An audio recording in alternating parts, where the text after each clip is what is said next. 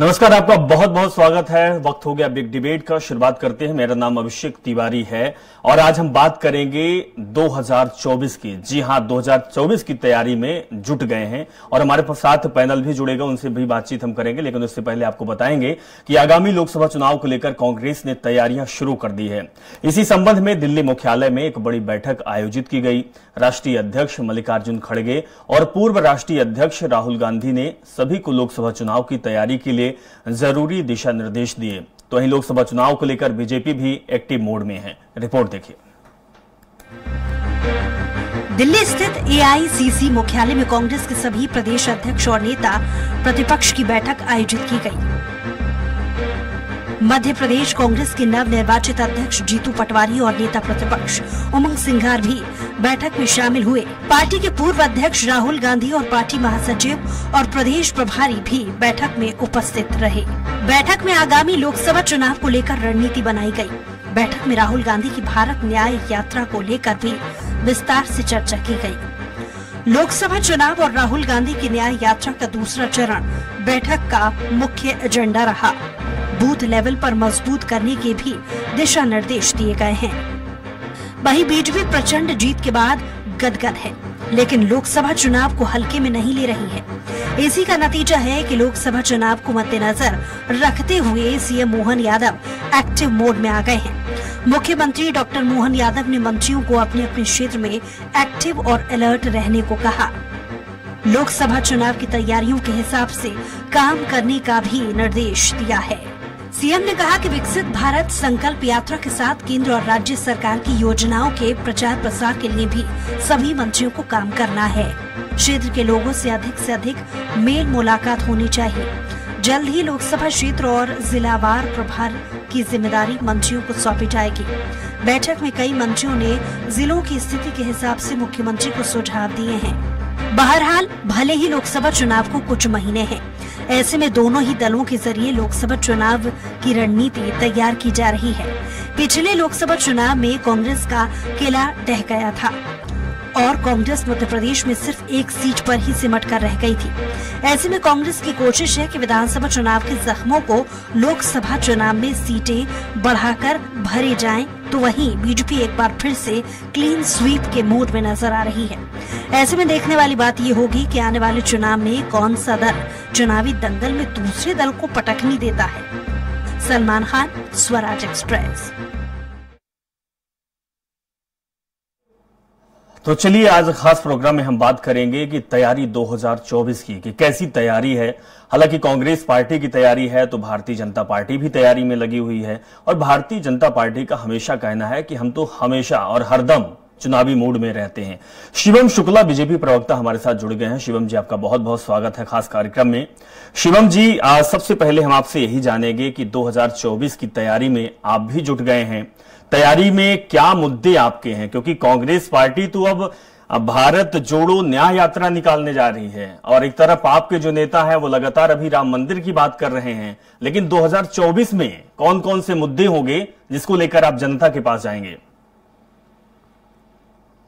देखिए, सबसे प्राथमिक चीज जो है, भारतीय जनता पार्टी चूंकि एक राजनीतिक संगठन है तो स्वाभाविक तौर पर राजनीतिक संगठन का एकमात्र उद्देश्य होता है कि चुनावों के माध्यम से सत्ता को प्राप्त करना और उस सत्ता के माध्यम से जनसेवा की भावना को आगे बढ़ाना। भारतीय जनता पार्टी का नेतृत्व प्रधानमंत्री जी से लेकर के बूथ स्तरीय हमारा जो कार्यकर्ता है वह लगातार पार्टी का क्या हित है, राष्ट्र का क्या हित है, यह सोचते हुए निस्वार्थ भाव के साथ सेवा के काम में लगा रहता है। तो स्वाभाविक तौर पर हमारा सांगठनिक कौशल, प्रधानमंत्री जी की लोकप्रियता, हमारी विकासवादी राष्ट्रवादी की राजनीति के दम पर हम लगातार चुनावों को लेकर के उत्साहित रहते हैं और उस पर अपना 100% अर्पित करने के लिए पूरी तरीके से प्रतिबद्ध रहते हैं। वहीं अगर हम कांग्रेस पार्टी की बात करें, वह लोग न उनके पास कोई संगठन है, न विश्वसनीय नेतृत्व है, न पूर्व में उन्होंने कैसे कोई ऐसा काम किया जिसके माध्यम से वह जन सरोकार से जुड़ सके। दूसरा, आपने एक बिंदु उठाया राम मंदिर का। देखिए, राम मंदिर इस देश की भावना से जुड़ा हुआ विषय है। भारतीय जनता पार्टी वही पार्टी है जिसने कई बार अपनी सरकारों को राम मंदिर के लिए न्यौछावर किया है। हमने उत्तर प्रदेश में कल्याण सिंह जी के नेतृत्व वाली अपनी सरकार को राम मंदिर और बाबरी विध्वंस के तत्काल बाद कहीं न कहीं न्यौछावर कर दिया था, ताकि राम के काज में किसी प्रकार का कोई रुकावट या विरोध या उस प्रकार की स्थिति निर्मित हो पाए। आज कांग्रेस पार्टी के तमाम नेता कार्यकर्ता यह कहते हुए देखे जा रहे हैं कि राम मंदिर सुप्रीम कोर्ट के आदेश के बाद बुला है, लेकिन यह लोग यह चीज भूल जाते हैं कि राम मंदिर के लिए एक लंबा संघर्ष था। जब कांग्रेस पार्टी राम के अस्तित्व को ही नकारने का काम कर रही थी, राम सेतु को काल्पनिक बताने का काम कर रही थी, जब कई सारे कार सेवकों के ऊपर गोली चलवाए जाने का षड्यंत्र रचा जा रहा था, उस दौरान भारतीय जनता पार्टी ही एकमात्र राजनीतिक संगठन था जो सड़क से लेकर के संसद तक बगैर वोट बैंक की लालसा या लालच के इस देश के सनातनियों की आस्था का सम्मान कर रहा था और राम मंदिर बनाने के लिए प्रतिबद्ध था। और स्वाभाविक तौर पर ईश्वर की भी अनुकंपा रही कि सुप्रीम कोर्ट का निर्णय उस दौरान आया जब प्रधानमंत्री मोदी जी इस देश की सत्ता पर थे, और जब 22 जनवरी को रामलला अपने मूल स्थान पर विराजमान होंगे तो वह स्वाभाविक तौर पर इस देश के जनमानस को प्रभावित करने वाला एक मुद्दा है। वह तमाम ठीक है शिवम जी, तो क्या सुप्रीम कोर्ट का फैसला प्रधानमंत्री मोदी के रहते हुए आया, इसलिए जीत प्रधानमंत्री की हुई या देश की हुई? देखिए, देश की जीत हुई, सनातन की जीत हुई, लेकिन किसके कार्यकाल में हुई, किन लोगों ने उसमें अपना संघर्ष किया? जो रथ यात्रा आडवाणी जी की निकली थी, प्रधानमंत्री जी उसके जो सबसे प्रमुख आयोजक करता थे वह स्वयं प्रधानमंत्री जी थे भारतीय जनता पार्टी के कार्यकर्ता के नाते। जब कार सेवकों पर गोली चल रही थी वहां पर भी भारतीय जनता पार्टी के कई नेता कार्यकर्ता मौजूद थे और उन गोलियों का सामना कर रहे थे। तो स्वाभाविक तौर पर एक लंबे संघर्ष के पश्चात हमने उस अपने जो माथे पर एक पूरा मुगलिया शासन का हमारे माथे पर एक हुआ करता था, उसको मिटाने का संकल्प लिया। ठीक है शिवम जी, हमने लोकसभा चुनाव 2024 की बात की थी कि कौन कौन से मुद्दे को लेकर आप जनता के पास जाएंगे। आपकी बातों से यही समझ में आया कि आपके पास एक सबसे बड़ा मुद्दा है राम मंदिर का, और लोकसभा चुनाव में आप राम मंदिर को ही मुद्दा बनाएंगे, क्योंकि आपने और मुद्दों की बात नहीं की, राम मंदिर पर ही सिमट के रह गए। रोहित यादव जी आपके पास आएंगे, शिवम जी आपके पास आएंगे, रुकिएगा शिवम जी। रोहित यादव जी, आवाज आप तक आ रही है? रोहित जी, जिस तरीके से भारतीय जनता पार्टी राम मुद्दा को लेकर, राम मंदिर को लेकर लगातार लोगों के पास जा रही है, निमंत्रण दे रही है, राम अयोध्या बुलाने का न्योता है, यानी समझ में आता है कि लोकसभा चुनाव भी इसी के इर्द गिर्द घूमेगा। लेकिन आपके पार्टी के नेता तो भारत जोड़ो यात्रा कर चुके हैं, अब भारत जोड़ो न्याय यात्रा शुरू होगी, कितना कारगर साबित होगी? क्योंकि इसका जो फलसफा निकला है, इसका जो रिजल्ट निकला है भारत जोड़ो यात्रा का, 3 राज्यों में आपको करारी हार मिली, जहां के आपकी सरकार 2018 में बनी थी। लोकसभा 2024 में भारत जोड़ो न्याय यात्रा कितनी कारगर साबित होगी? देखिए, मुझे मेरे भाजपा प्रवक्ता मित्र की कोई भी आवाज सुनाई नहीं दी, इसलिए मैं जो आपने मुझसे पूछा मैं उसका जवाब देता हूं। राम मंदिर को मुद्दा बनाने वाले कोई और नहीं, भाजपा ही थी, क्योंकि इनको पता था कि ये अपना होम ग्राउंड है, ये इसके अलावा और कोई किसी बात पे चर्चा कर भी नहीं सकते थे। ना तो ये विकास की बात कर पाते हैं, ना रोजगार की बात कर पाते हैं। मैं उनको याद दिलाना चाहूंगा, अगर वो बोल रहे हैं कि राम मंदिर जो है वो भाजपा ने बनवाया या उसका श्रेय ले रहे हैं, तो उनको तथाकथित संविधान की जानकारी मुझे ऐसा लगता है शायद कम है। सुप्रीम कोर्ट के रहते को अगर कोई यह बोले कि उनके शासन के रहते वो निर्णय लिया गया है, तो संविधान के जो 4 पिलर है उसमें से एक पिलर हमारा न्यायिक व्यवस्था भी है, जिसको वो ये बता रहे हैं कि वो न्यायिक व्यवस्था भी स्वायत्तता के साथ काम करने लायक नहीं बची है और वो उसको अपने हिसाब से तोड़ मरोड़ रहे हैं। ये खुद भाजपा के लोग मुझे लगता है स्वीकार कर रहे हैं, इसलिए वो उसका श्रेय लूटने में लगे हुए हैं। दूसरी बात, किसी भी देश में चलने वाली सरकारों के लिए बहुत महत्वपूर्ण है कि उनकी प्राथमिक जिम्मेदारियां क्या है। क्या लोगों में सामंजस्य उनकी जिम्मेदारी नहीं है? क्या रोजगार, क्या अर्थव्यवस्था, क्या सामाजिक सुरक्षा उनकी जिम्मेदारियां नहीं होती है? 2 करोड़ रोजगार प्रतिवर्ष देने की बात कही गई थी मोदी जी के भाषणों में। क्या स्थिति है आज की, ये आपको भी पता है। 45 साल में सबसे रोज जी, मुझे ये समझ में नहीं आता है कि जब भी कांग्रेस पार्टी से बात की जाती है, आप लोगों से बात की जाती है, तो आप लोग सिर्फ बीजेपी की कमियां निकालते हैं कि भारतीय जनता पार्टी ने ये नहीं किया, भारतीय जनता पार्टी ने वो नहीं किया। क्या आपको लगता है कि लोकसभा इतना बड़ा चुनाव होने वाला है, देश चलने वाला है उसी संसद में जहां पर आपके सांसद जाएंगे, आपके पास मुद्दे नहीं होते, आप भी उसी मुद्दे के पीछे पड़े थे, भारतीय जनता पार्टी ने नहीं किया, आपके पास क्या है साहब? हमने आपसे पूछा कि भारत जोड़ो न्याय यात्रा जो आपको निकलेगी वो कितनी कारगर साबित होगी। क्या आपको लगता है कि जो आपके मौजूदा सीट है लोकसभा में उससे बढ़ेगी, इजाफा होगा? देखिए, मैं आपसे उल्टा एक सवाल यहाँ पे पूछ लेना चाहता हूँ। क्या सवाल सत्ता पक्ष से पूछा जाना चाहिए या विपक्ष से? क्या सत्ता के किए हुए वादों पे उनसे सवाल उठाए जाने चाहिए कि नहीं उठाए जाने चाहिए? क्या झूठ बोल के सत्ता जो हासिल करता है क्या उसको आईना दिखाना चाहिए या नहीं दिखाना चाहिए? क्या मोदी जी ने जो झूठ बोले हैं क्या उन्हें याद दिलाना भी अब हमारा कर्तव्य नहीं है क्या? मीडिया इस बात से क्यों खौफ खाने लगा मुझे समझ नहीं आता है। नहीं रोहित जी आप विपक्ष की भूमिका निभा रहे हैं, बिल्कुल आपका हक है, आपकी जवाबदेही, आपको मुद्दे उठाने चाहिए, लेकिन आप ये बताइए कि क्या आपके कांग्रेस पार्टी के जो बड़े लीडर हैं, जो बड़े नेता हैं, या आप लोग क्या उन मुद्दों को भुना पाते हैं? क्या वाकई मुद्दों को उठा पाते हैं? देखिए, मैं आपकी शब्दावली में भी एक चीज यहाँ पे बोलना चाहूंगा, मुद्दों को भुना पाना ये हमारी राजनीति का कभी तरीका नहीं रहा। आप एक बात समझिए, हम तो ये करते हैं तो आम जन की समस्या है हम उसको उठाते हैं। हाँ, अगर आप झूठ के बहकारों से या मीडिया के प्रचार में आप वोट ले जाए वो एक अलग बात है। हम कांग्रेसी लोग हैं, हम गांधी के सत्य के आधार पर चलने वाले लोग, हम झूठ फैला के सत्ता हासिल करने वाले लोग नहीं है। सत्ता मिले अन्यथा ना मिले, एक बार नहीं 10 बार भी हार हो जाए तो हम 11वीं बार भी सच के साथ खड़े आपको मिलेंगे, और उस 11वीं बार भी आपको अपने एथिक्स के साथ समझौता करते नहीं देखेंगे। तो ये मेरा उन सबसे कहना है जो लोग भी ये समझते हैं कि किसी तरह से सत्ता हासिल करने का एकमात्र उद्देश्य है वही आपकी जीत है, तो ये कांग्रेस की विचारधारा कभी नहीं है। सच के लिए लड़ते हुए अगर हार भी स्वीकार करनी पड़े तो हमें कोई बुराई नहीं है। ठीक है रोहित जी। आरके शुक्ला जी हमारे साथ जुड़ चुके हैं, वरिष्ठ पत्रकार हैं। सर, आपका भी बहुत बहुत स्वागत है। आरके शुक्ला जी, आप भी बात सुन रहे थे, भारतीय जनता पार्टी की बात आई। भारतीय जनता पार्टी के पास अब जो आगे का मुद्दा समझ में आ रहा है वो राम मंदिर, क्योंकि बड़े तेज में और पूरे देश में इसको लेकर आंदोलन की तरह ले रहे हैं। कांग्रेस पार्टी दूसरी तरफ भारत जोड़ो न्याय यात्रा निकाल रही है। हम ये सोचते हैं कि भारत जोड़ो न्याय यात्रा जो होगा वो जमीनी और बुनियादी चीजों को राहुल गांधी या फिर कांग्रेस के नेता रखेंगे। दूसरी तरफ है राम मंदिर का मुद्दा। दोनों में अगर कंपैरिजन की जाए तो क्या लगता है कि कौन सा मुद्दा लोकसभा 2024 के लिए हिट कहे या सुपर हिट होगा? वर्तमान राजनीतिक परिदृश्य को देखते हुए निश्चित रूप से राम मंदिर मुद्दा एक बड़ा मुद्दा साबित होने वाला है लोकसभा चुनाव में, जिसका प्रत्यक्ष रूप से फायदा बीजेपी को मिलेगा। लेकिन साथ ही हमें ये भी देखना पड़ेगा या हमारे देश की जनता इस चीज को भी ध्यान देगी कि मोदी जी ने जो गारंटियां दी थी क्या वो अपनी गारंटियों पर 100% खरे उतर पाए हैं या नहीं। मेरे हिसाब से उनका जो एक गारंटी 2 करोड़ लोगों को रोजगार देने की, इस पर्टिकुलर मुद्दे पर बीजेपी कहीं न कहीं जनता के बीच में अपनी बात प्रमुखता से नहीं रख पाएगी, क्योंकि उन्होंने इस अपने वादे को पूरा नहीं किया है। दूसरी तरफ देश में बेरोजगारी के साथ साथ महंगाई भी है, और अभी जो आने वाला समय है उसमें शायद और भी महंगाई बढ़ेगी।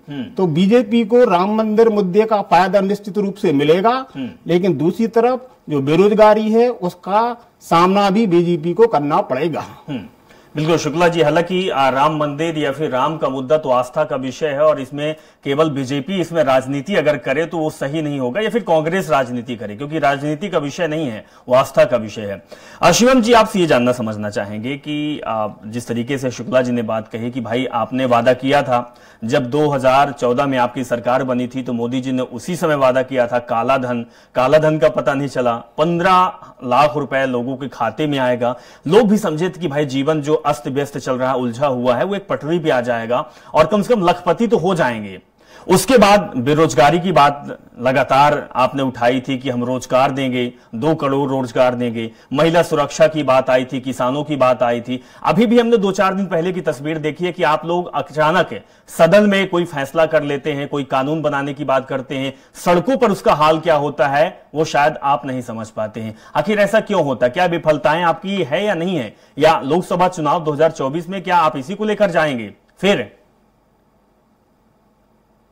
देखिए, सबसे पहली चीज आपने बेरोजगारी और 15 लाख रुपए की बात की, तो मैं 15 लाख रुपए से शुरू करता हूं। देखिए, देश में काले धन पर नियंत्रण स्थापित करने के लिए चाहे नोटबंदी जैसा ऐतिहासिक निर्णय हो, अथवा जो लगातार या जो जितने भी भ्रष्ट नेता अधिकारी थे उनके घरों पर छापे मारने की बात हो, जब भी हम किसी भ्रष्ट उद्योगपति के यहाँ छापा मारते हैं तो कांग्रेस पार्टी और इसके जितने भी इंडिया अलायंस के साथी हैं वह यह बोलते हुए नजर आएंगे कि कहीं ना कहीं यह राजनीतिक विद्वेष के तहत यह कार्रवाई। शिवम जी, तो हम भी देख रहे हैं कि शिवम जी जिन राज्यों में चुनाव होता है, चुनाव के कुछ दिन, वोटिंग के कुछ दिन पहले वहां पर ईडी, सीबीआई और ईडी का छापा पड़ता है, उससे पहले क्यों नहीं पड़ता है?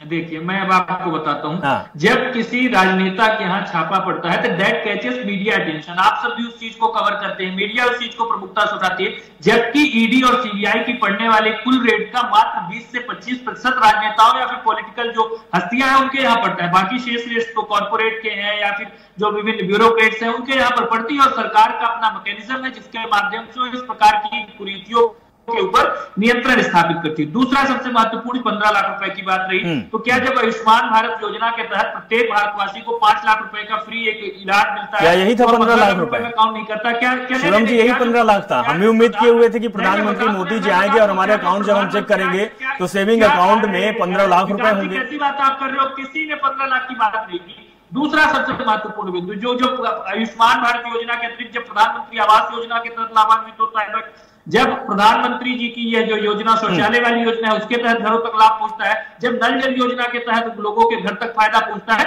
यह तमाम चीजें उसी संकल्पना को साकार करने वाली हैं जो गरीब के खाते में पैसे बचाने का काम करती हैं। डायरेक्ट बेनिफिशियरी ट्रांसफर जैसी हमारी योजनाओं को पूरे विश्व में सराहा जा रहा है। वैश्विक स्तर के कई सारे जो शोध संस्थान है वह भारत की नीतियों को रिसर्च कर रहे हैं कि आखिर किस तरीके से इतना अचूक रूप से एक यहाँ पर मैकेनिज्म डेवलप किया गया जिसमें भ्रष्टाचार की गुंजाइश को जीरो किया गया हो। इसके साथ राम मंदिर जैसे विषय भी इस देश की लोक आस्था से जुड़े हुए विषय हैं। स्वाभाविक तौर पर राजनीतिक दलों का इस पर अपना एक स्टैंड होना चाहिए। कांग्रेस पार्टी इतने वर्षों तक सत्ता में थी, अगर इतना ही आसान विषय था, इतना ही सुलभता से उसको सुलझा लिया जाना चाहिए था, तो पहले क्यों नहीं कर दिया? कभी उन्होंने इस विषय में सोचा नहीं। फिर शिवम जी, हमने आपके आने से पहले आपसे बोला कि आस्था का विषय है, इस पर राजनीति नहीं होनी चाहिए। आप राम मंदिर में फिर पहुंच गए।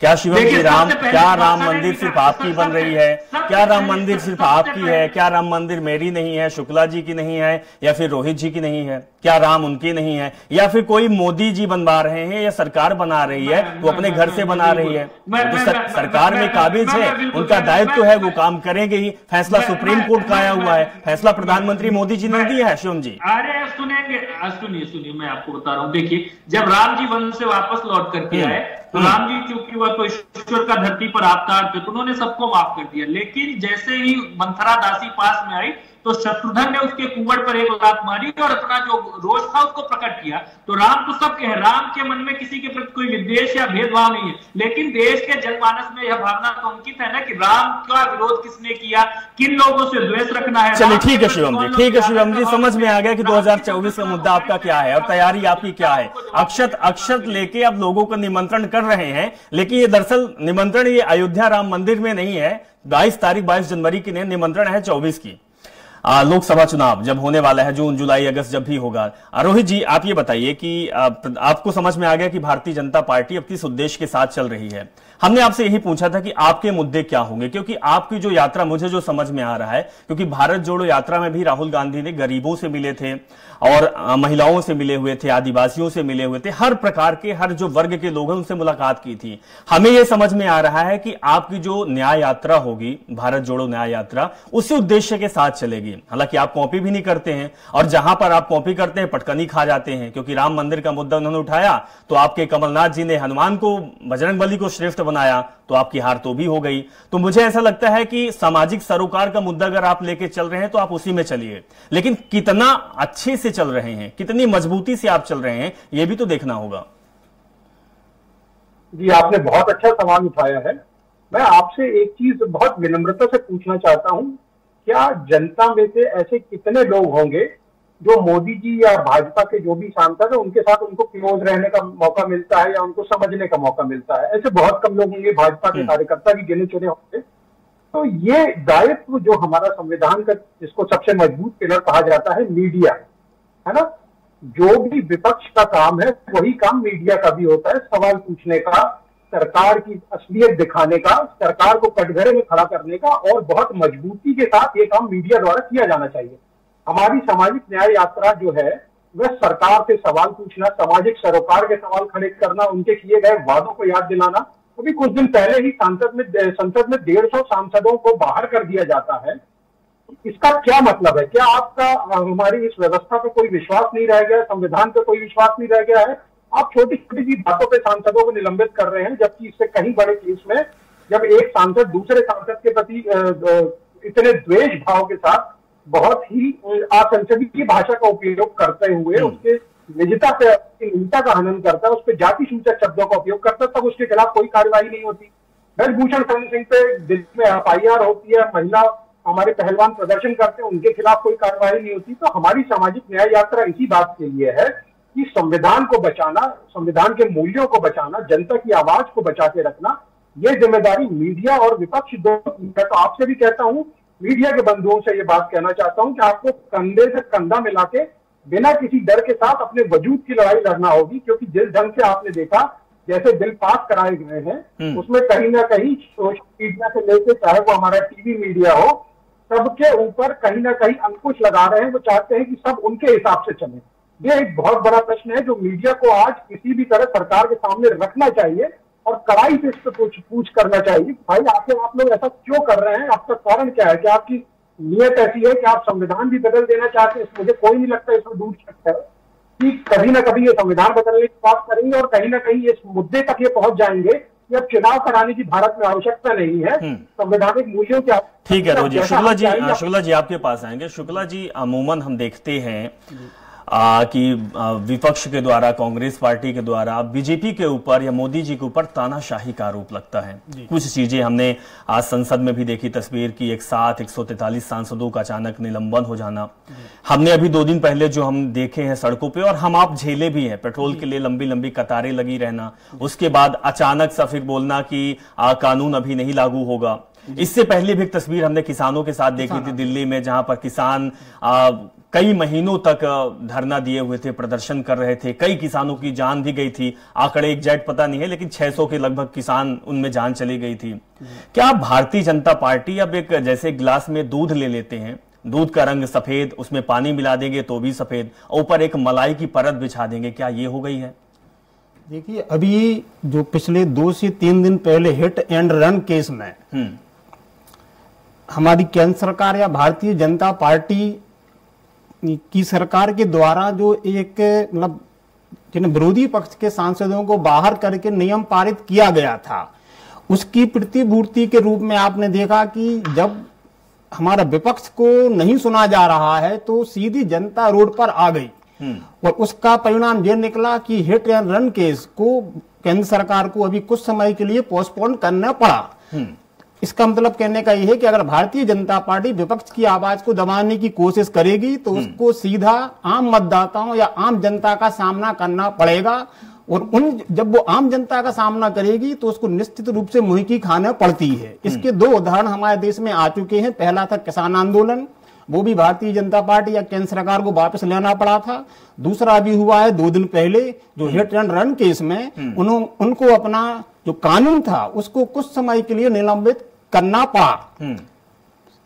कहने का मतलब ये है कि अगर आप विपक्ष की आवाज को दबाने की कोशिश करोगे तो आपको सीधी जनता का सामना करना पड़ेगा, जिसके फलस्वरूप आपको मुंह की खाने पड़ेगी। लेकिन शिवम जी, सतर्क आपको भी रहना पड़ेगा, क्योंकि अब 2024 चुनाव बहुत कम समय बाकी है, और 2024 के चुनाव से पहले ही राहुल गांधी अब पद यात्रा निकाल रहे हैं, भारत जोड़ो न्याय यात्रा।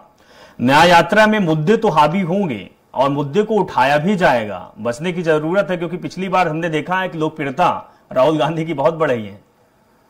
शिवम जी, देखिए, सबसे पहली चीज, राहुल गांधी जी एक इकलौते राजनीति में से प्रोडक्ट हैं जिनकी कम से कम 1 दर्जन बार असफल लॉन्चिंग हो चुकी है। हमने राहुल गांधी जी को पूर्व में भी देखा, भारत जोड़ो यात्रा के माध्यम से हो, भट्टा परसौल की घटना के माध्यम से हो, मध्य प्रदेश के जो 2018 के 3 राज्यों के विधानसभा चुनाव थे तब भी उनकी रीलॉन्चिंग की बात। तो राहुल गांधी अपने आप में एक फेल्ड प्रोडक्ट है भारतीय राजनीति का, उनके ऊपर तो विशेषज्ञ रिसर्च कर सकते हैं। दूसरा सबसे महत्वपूर्ण बिंदु, जब भी हम इस प्रकार के तानाशाही वगैरह की बात करते हैं तो हमें बाइनरी ड्रॉ करनी चाहिए। हिटलर ने वहां के संविधान की धारा 48 के अंतर्गत वहां पर इमरजेंसी लगाई और राष्ट्रपति को जो पूरी शक्तियां थी उसको अपने पास निहित कर लिया, और देश में जो सिविल लिबर्टीज थी उनको समाप्त कर दिया गया। उसी तर्ज पर भारत के प्रधानमंत्री इंदिरा गांधी जी ने यहाँ पर इमरजेंसी लगाई और सिविल लिबर्टीज को समाप्त करके देश में तानाशाही लगा दी। तो तानाशाही का जब हम बाइनरी ड्रॉ करें तो कांग्रेस पार्टी की नेत्री इंदिरा गांधी जी से ज्यादा इस देश में कोई बड़ा तानाशाह आपको देखने को नहीं मिलेगा। अगर मोदी जी तानाशाह होती या उनकी सरकार की ऐसी प्रवृत्ति होती तो आज ये जितने भी लोग मीडिया डिस्कोर्स में इस प्रकार की बातें कर रहे हैं उनको जेल में डाल दिया जाता। नेहरू जी के समय हमारे देश के मशहूर शहर मजरूह सुल्तानपुरी को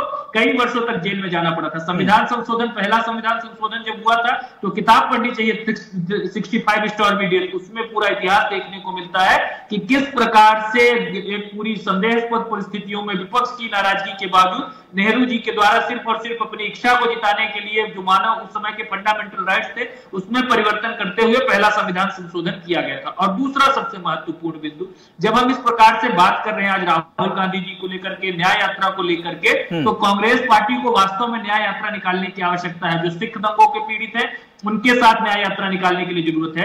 जो गांधी जी की हत्या के बाद 52 ब्राह्मणों का नरसंहार हुआ था उनके माध्यम से जाकर के उनके पास न्याय यात्रा निकालने की आवश्यकता है। जो सन 89 में कश्मीरी पंडितों का एक्सोडस वहां से हुआ था, ठीक है शिवम जी, ठीक है शिवम जी। अच्छा रोहित जी, एक हमने कहानी बचपन में कहानी सुनी थी कि एक पिता एक अपने बेटे को एक लकड़ी देता है, लकड़ी को आसानी से वो लड़का तोड़ देता है।